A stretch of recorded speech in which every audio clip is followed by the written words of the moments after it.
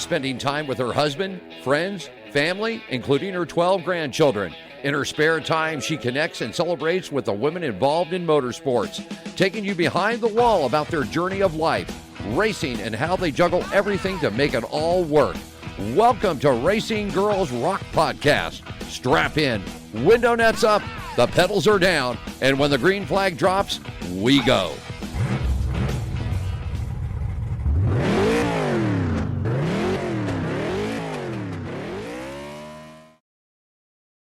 Hello, everyone. This is Melinda Russell with Racing Girls Rock Podcast. And I am very honored today to have a fellow podcaster with me. I listen to this gal every week. She's been involved in NASCAR motorsports for quite some time, but we're going to kind of hear her story and hear how did she get interested in motorsports and how did she end up becoming a writer.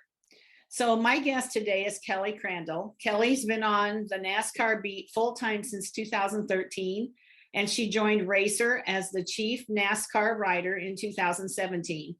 Her work has also appeared in NASCAR.com, the NASCAR Illustrated magazine, and NBC Sports. A corporate communications graduate from Central Penn College, Kelly is a two-time George Cunningham Writer of the Year recipient from the National Motorsports Press Association. That's pretty impressive. She also is the publisher, author, however you want to put it, of the Racing Writers podcast, which you can find on any major platform. She's everywhere that you can find podcasts. And that podcast, she interviews all kinds of people involved in the motorsports industry, drivers, crew chiefs, personalities from the garage. So if you haven't listened to her podcast, you need to find it and you need to start listening because it's one of the really good ones. So Kelly, welcome to the show. My goodness, what an introduction. Thank you very much. That also sounds way better than when I do my intros on my podcast. So I might have to hire you and bring you on to do all of my intros for my episode. That was fantastic. Thank you for having me. Oh, you're welcome. So Kelly, I've listened to you for a while, like I said, and been wanting to have you on for a while, and we just have to get our schedules coordinated. So let's start first with, why don't you tell us a little bit about yourself, you know, whatever you're comfortable with, where you live, your family, your pets, that kind of thing, and like maybe where you grew up. And then from there, I'd like you to start with, how did you get interested and involved in motorsports? Oh my goodness. Well, I am originally from New Jersey, born and raised in Central New Jersey, which is a thing, by the way. I know that apparently on the internet these days, there's a debate whether there's a such thing as Central New Jersey. So let me just say there is Central New Jersey. Born and raised there, and I moved to North Carolina in the summer of 2014. So I've been down here now quite a while, just outside of Charlotte. And yeah, I'm either working or I'm reading. So I love to read. I love sports. So I'm very happy that football is back. College football is back. Mm-hmm. Baseball, but nothing really to talk there because the Yankees haven't been doing so well. But yeah, I just all around sports and a little bit of reality TV. But like I said, a lot of racing and reading books when I can. I live with my boyfriend. We've got two dogs who are not here currently, so thankfully they won't be barking in the background during this. They are with my parents, but one of them is named Daytona after the racetrack, of course. Just I have a very unique, and maybe not unique, but a special connection to that racetrack. So when I got my first dog, she's mine. I've had her since she was just a little pup. That was just the natural name to go with. So, but like I said, they're not here, but love them to death. They keep me on my toes. And yeah, I mean, very, like I said, very simple: sports, books, and racing. That's basically everything that I have going on. So I don't go out much. If I'm not working and if I'm not at the racetrack, I'm sitting around being lazy. So and then how I got into racing, my goodness, it's, you know, the simple answer is everybody watches the Daytona 500. the biggest race of the season. Even if you're a casual fan, I think the Daytona 500 probably draws you in. You know about it, you've heard about it. It's the biggest race of the year. So when I was younger, I think I would have been 11. My dad was watching the 2001 Daytona 500. He was a casual fan at that point. It wasn't something that he watched every week. He had been a race fan when he was younger. Rusty Wallace in the Miller Lite car, or the Genuine Draft car, and Richard Petty, and he knew Dale Earnhardt and Jeff Gordon. But by the time he got married and kids came along, like I said, I was already 11. He was just more of a casual race fan, but he watched the Daytona 500 for the exact reasons that I just said.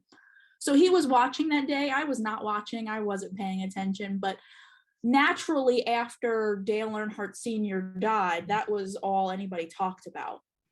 So my dad and one of our close family friends, who was also a race fan, that is all they talked about for months. And they kept talking about, we need to make sure we watch the July race at Daytona. When they go back to Daytona, it'll be the first race there since Dale Sr. had died. And they even talked about maybe we should try to get tickets and go down there.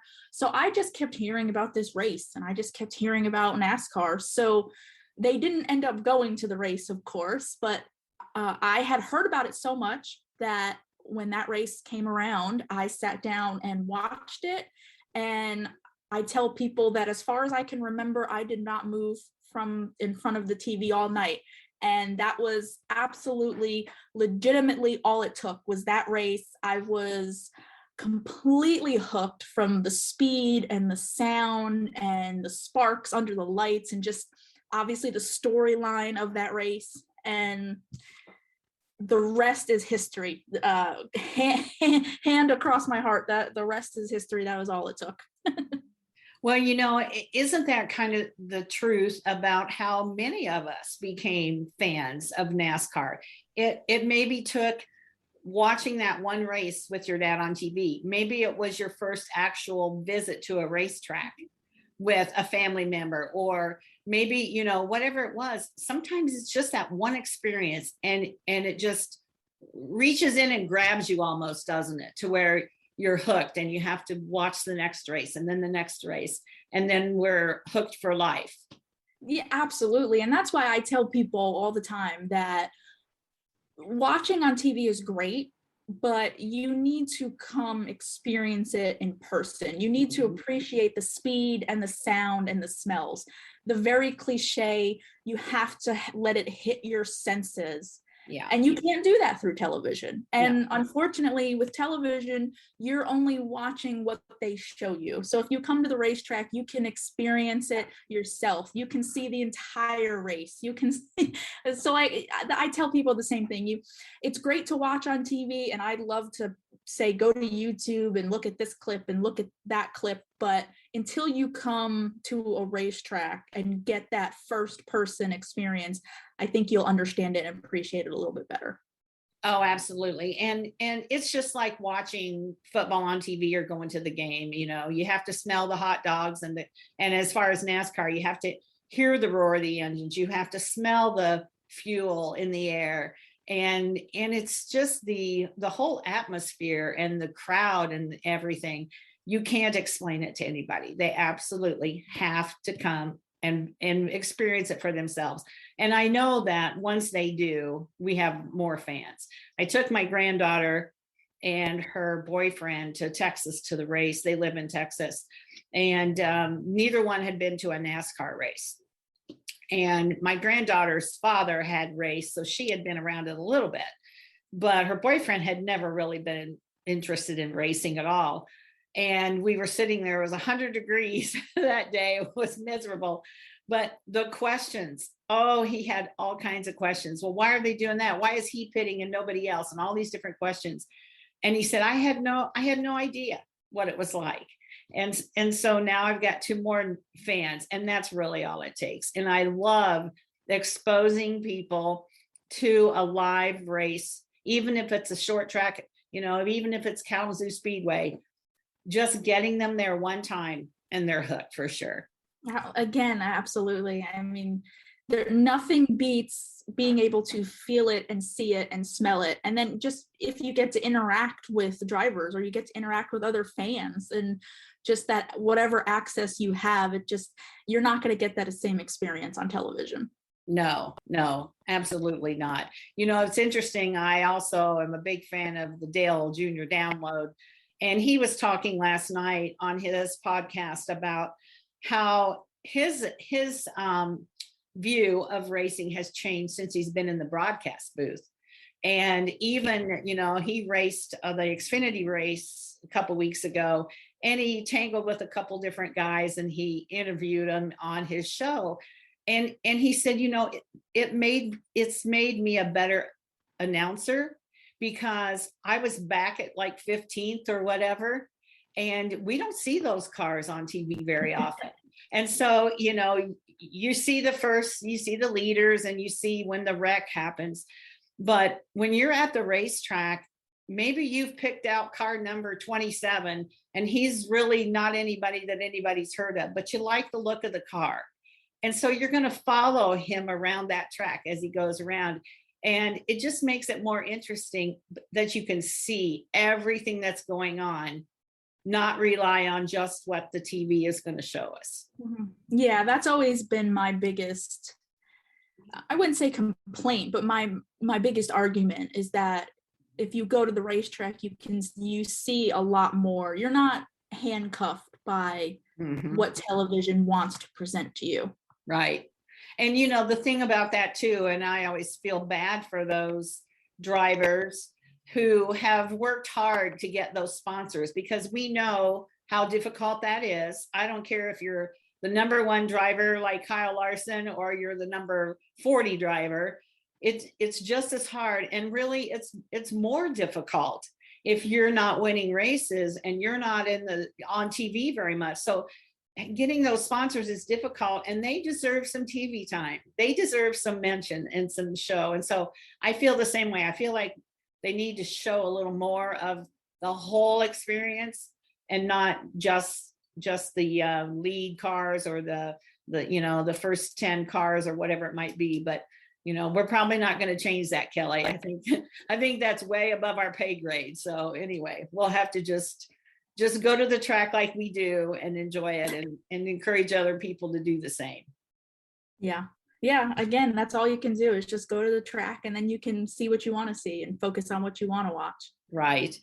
So you are a reader and a writer, very much right up my wheelhouse as well. I love to read. I love to write. And so tell me, like, what would be some of your favorite interviews that you've done, either through the through racer.com, or some of your other stories, or maybe even on your podcast?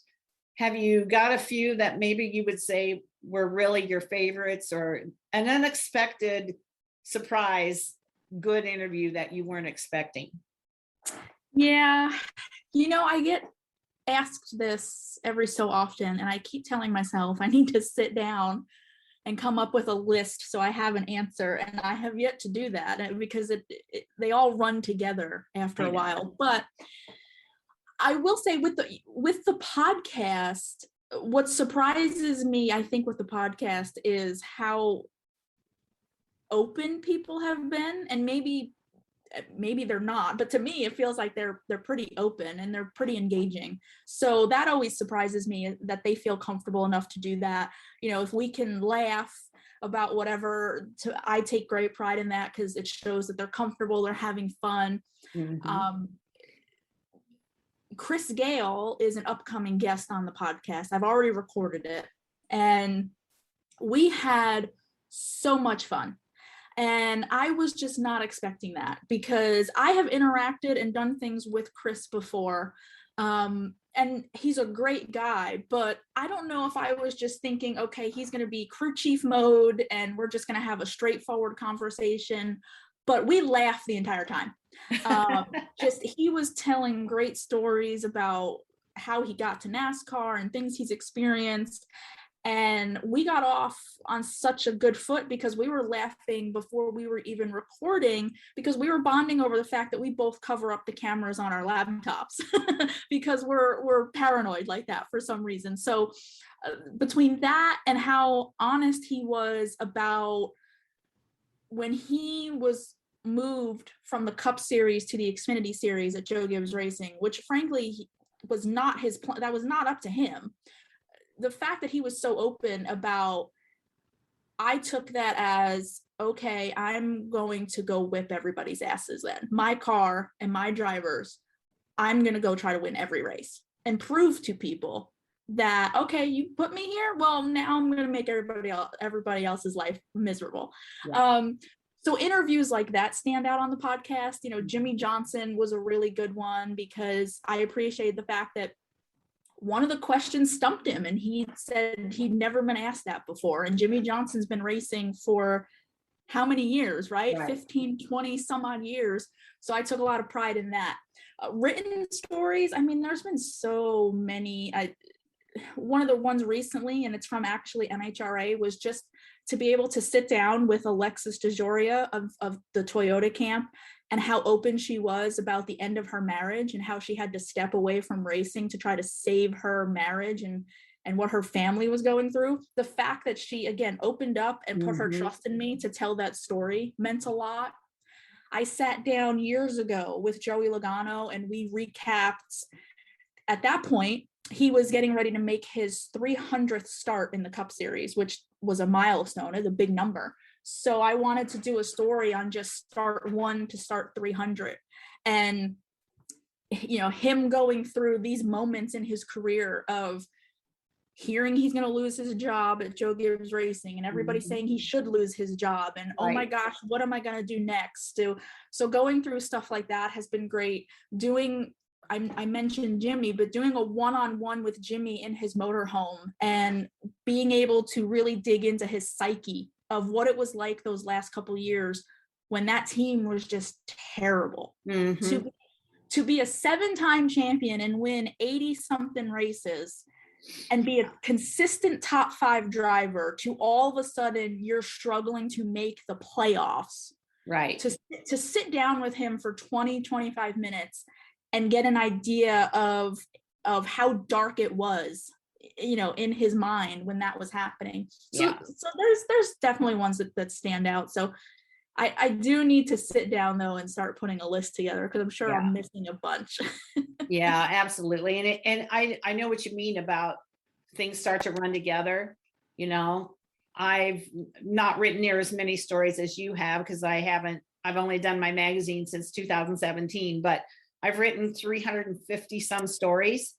And I had to finally put all their names and stuff in Excel because it was like, now, did I do a story on her or not? I can't remember. And it was like, oh, I feel bad that I can't remember, but they do kind of start to run together, and the podcast the same way, you know, but don't you find that when people are open with you and share things that you weren't expecting, it makes not only a great story or a great podcast, but it makes the person more relatable? Because as we were talking right before we got on, we all have stuff, don't we?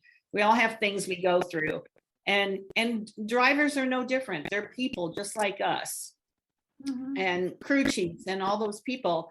And so, you know, it makes them more relatable and it makes them seem more human in some ways, because don't we put them on a pedestal at times?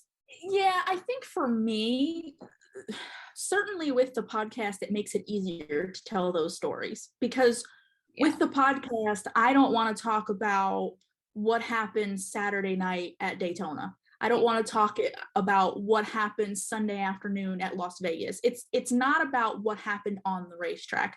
The podcast for me is a way to talk about how you got here, what your story is that people may not know, or to talk about, again, get inside your head, what's going on, what does this feel like, and tell those stories again that has nothing to do with right here and right now.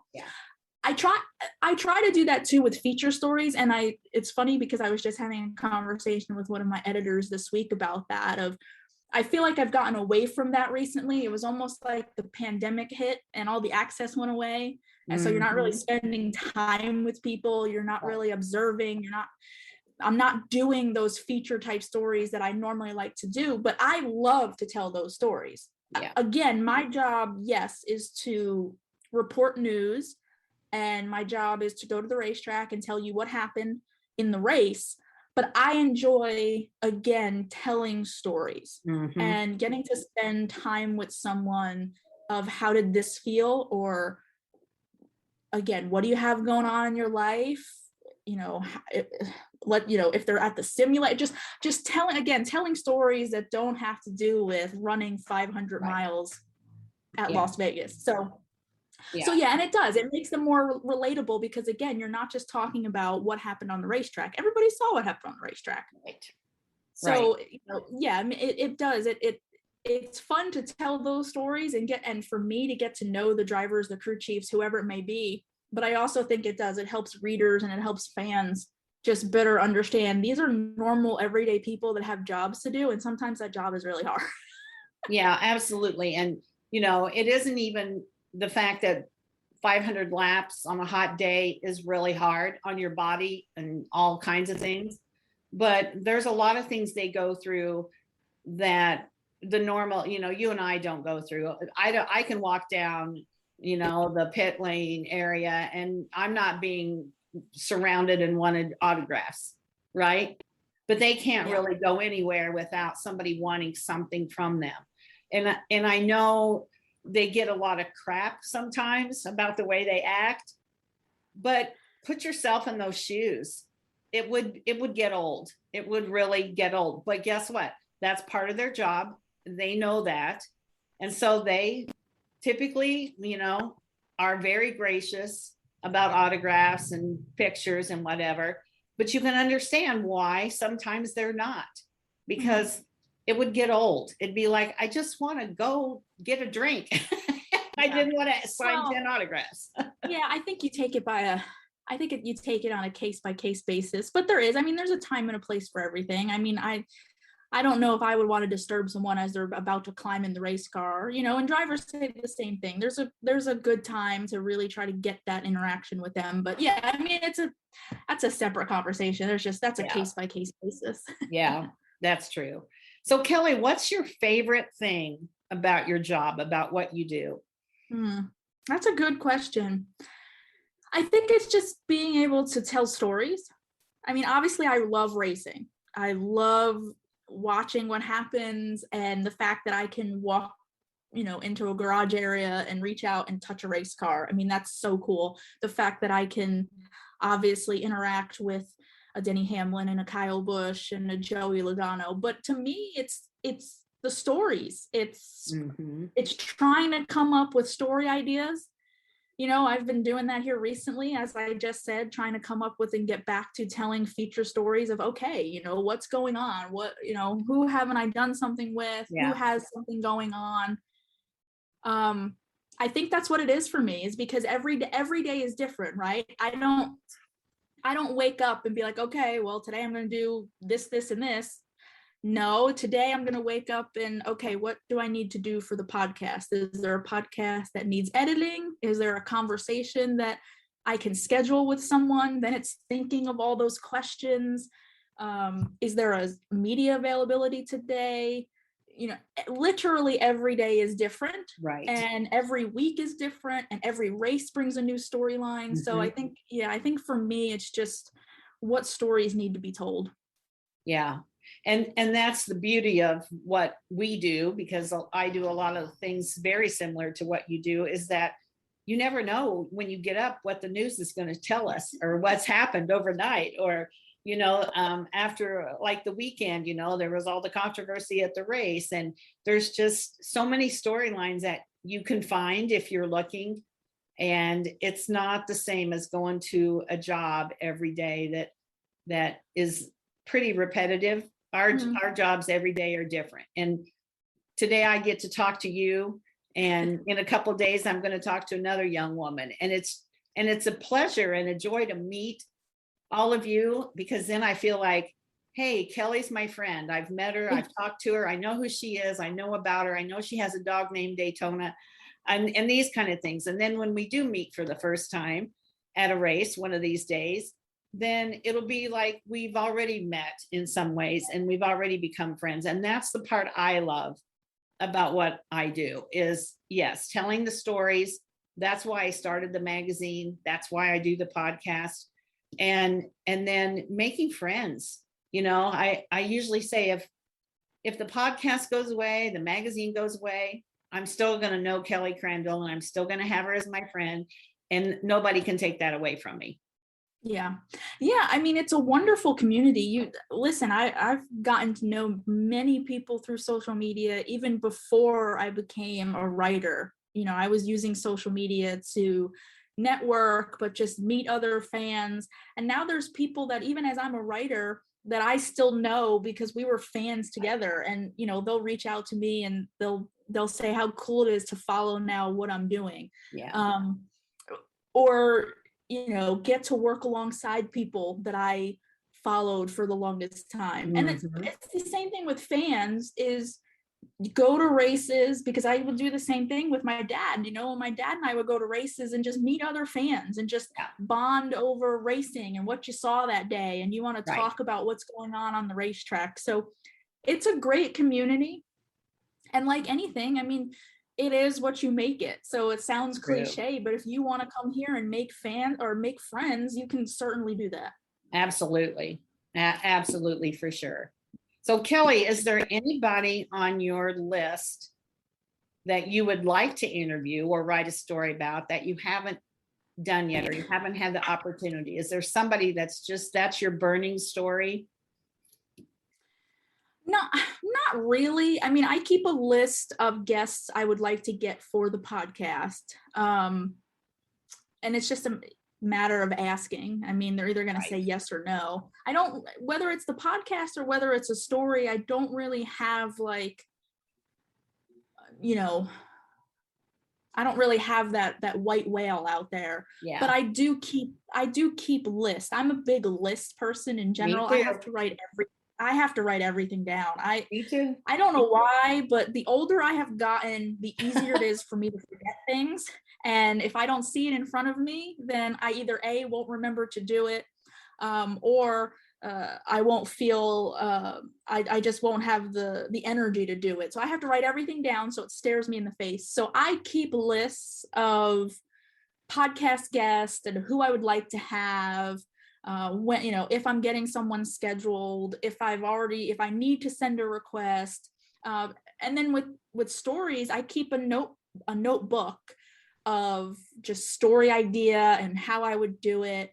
And, so that way I can either sit on it for a little while and think about it, or, kind of flesh it out a little bit and then approach whoever it is and say, okay, here's my idea. Here's what I'm thinking. So I have ideas for stories and podcasts. I've learned not to tell people about them because, you want to keep it close to the vest so you don't give away your best ideas and things of that. But I do keep lists. And but to your original question, I don't really have like that big, that big must have or goal. Okay. I guess so not.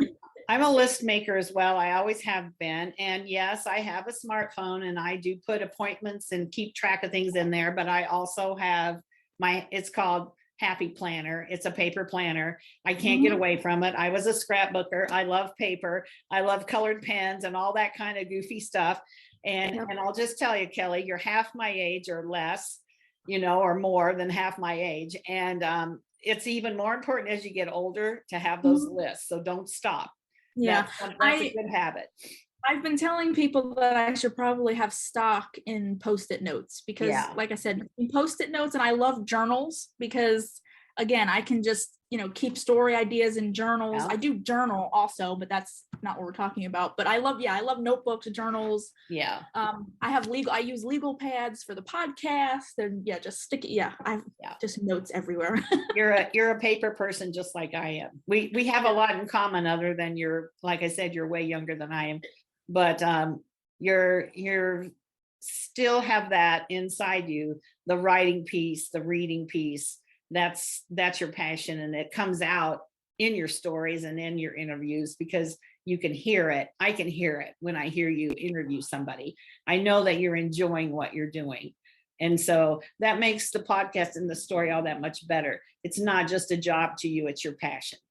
Yeah.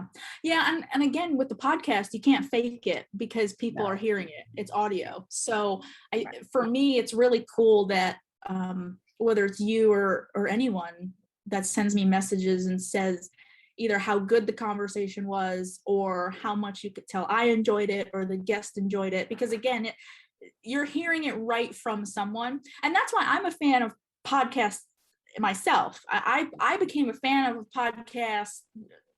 I mean, I didn't become a big fan of podcasts until about 2016. Like, I knew they existed, but I had never really dug into any podcast myself.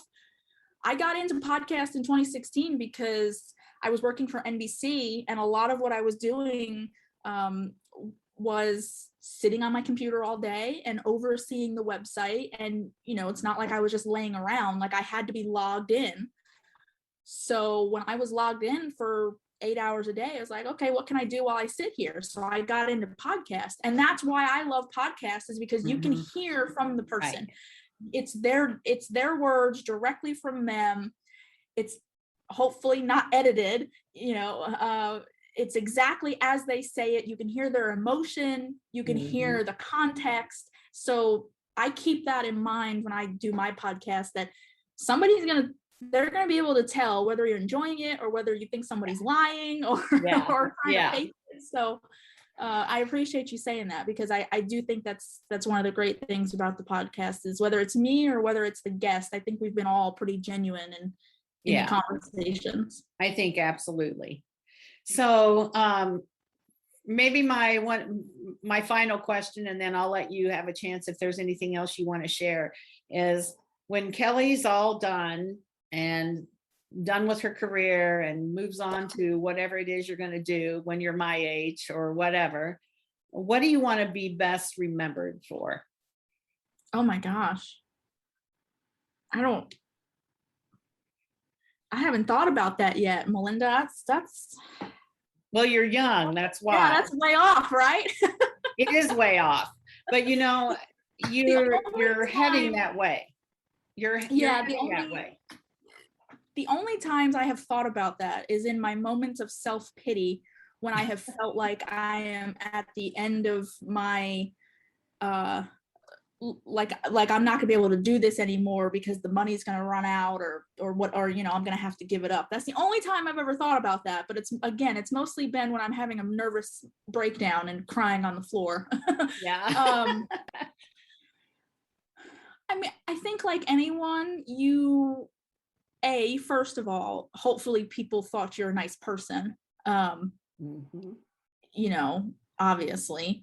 And I know we all struggle with that sometimes, but if people would just say, at heart, she was a good person, that would mean a lot. When it comes to the profession, just that I was fair, that I was respectful to everyone that I came across, hopefully, and that I wrote well, and that I wrote interesting stories. So that's that would be all I could ask for, is that, again, people thought I was just a good person, that I was nice at heart and had everybody's best interest and was just respectful and fair and wrote a decent story along the way. Yeah, well, those are pretty good things to strive for and be, and I think you're well on your way to all of those, so I don't think you have anything to worry about. And I love listening to your podcast. Every week it's different and it's interesting and it's always timely. That's the thing that I enjoy about it. They're timely interviews about, what's happening now and And so I love that part. Is there anything that I haven't talked to you about that you'd like to share, or and then Not that I can think of. I mean, going back to what we were just talking about of, you want people to just respect you or think that you're a good person. I will say that I think sometimes, and this is just a random side comment, is just, I think, I hope I don't come off, I think with social media, I worry about coming off harsh or coming off rude on social media, because right, like, people don't know how to take, you're reading it in print, you don't know how to take it. So that's just a weird random side comment, but you had me thinking about how you want people to remember you. And I always worry, because I'm like, well, I live in the era of social media, so I hope I'm not being judged by social media. well, we all live in that, and it's always true that how I write the words may not be how you interpret what I've said. Yeah. And that's true of every one of us that uses social media. And humor does not come through on social media. No. There are times where I'm trying to be funny. And now, granted, I'm not a very funny person anyway, but there's times where I think I'm like, okay, I nailed that one. And it doesn't come through on social media. So that's just my random side comment for the day, is I hope I'm not being judged by what people see on social media. Yeah, I don't think so. I don't think so at all. So Kelly, tell us, for the people who haven't followed you or who would like to know more about, how can they read what your written stories? How can they listen to you? Where would they find you? Yeah.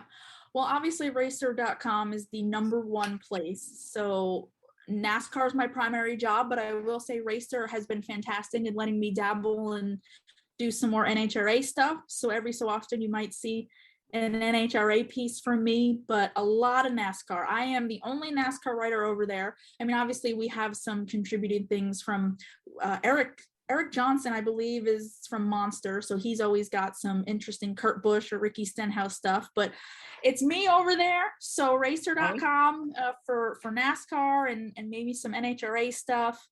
The podcast, the Racing Writers podcast, as you said, I believe is now, it should be every major platform. I haven't checked recently, but I do know it's on Apple, Google, Spotify. Mm-hmm. I've heard it's on iHeartRadio. I haven't seen it for myself, but it should be on all major platforms. And of course, I put it on social media. And social media is very easy to find me. I got very lucky. My full name is everywhere. So I got lucky with that. On my Twitter handle, it's just @Kelly Crandall. Same thing on Instagram. The only note that I tell people is that you can find me on Facebook, but make sure you're looking, there's a public figure page, I guess you would say, or so that's where I've set that up. So it's just racer links, it's podcast links. If you try to find me on my personal page, I think, as you found out, Melinda, because I didn't see the message for the longest time. I don't go over there on my personal page. So make sure, if you want to keep up with my work, you're following the public page where all the links are. But yeah, I think that pretty much covers it. Well, they should be able to find you anywhere that they look on social media, because you're pretty easy to find. And after I sent you the message on your private page, then I realized you had a public page. So anyway, that's how it works. But Kelly, I have so enjoyed talking with you today. You're a lovely spirit. You love NASCAR. You love racing. It comes through in the smile on your face, which I know they can't see through the audio, but I can see it. Your stories are amazing. Your interviews are as well. And I have really loved following you, and now today getting to know you a little bit better. So hopefully I'll see you at the racetrack. I'm hoping that we get our hard cards back next year so that we can get back to where we need to be to do the stories that we need to tell. And so that's my hope. Otherwise, I'll be in Phoenix in the grandstand watching for the weekend, because I'll be back in Arizona by then. So yeah, well, if I make it out to Phoenix, that one's still up in the air for me, but if I make it out there, I will certainly let you know. Would love to see you at the racetrack, and thank you for having me. I really enjoyed it. Thank you so much for listening, for reading. I mean, honestly, I see your name pop up, so I appreciate the consistent support. So, and I appreciate you wanting to talk to me. So I'm glad you enjoyed it as well. I did very much. So you have a good rest of your week, and I'll see you at the racetrack. Sounds good. Thank you. We couldn't produce this podcast without our many sponsors. So at this time, let's take a listen to one of our amazing partners. Have you ever received a card from me? Well, this is why I send cards. Cards are like a vehicle that carry a piece of you into the heart of another person. Upon its arrival, it releases a shot of dopamine into the brain, which puts a smile on the receiver's heart. It's a tool that allows me to stand out in the crowd and be remembered and be liked for being a nice person. I do not send the card with the expectation of anything in return. However, it's a natural human reaction for certain people to say thank you. They don't always say thank you, and that's okay. But I do get thank yous for cards sent years ago when I see the people in person. They tell me they've been waiting to thank me for years and that they still have their card hanging up and they smile every time they see it. This is why I send cards, and using send out cards is the best tool on the planet. To learn more, contact Melinda at iwmanation@gmail.com and send your first card for free.